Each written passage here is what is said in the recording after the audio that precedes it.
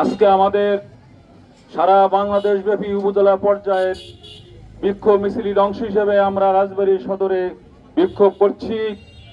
আপনারা জানেন আমরা এই জুলাই সনদ নিয়ে শুধু আজকে নয়, দীর্ঘদিন ধরে আমরা সংগ্রাম চালিয়ে যাচ্ছি দেশের মানুষের ভাগ্য উন্নয়ন করার জন্য।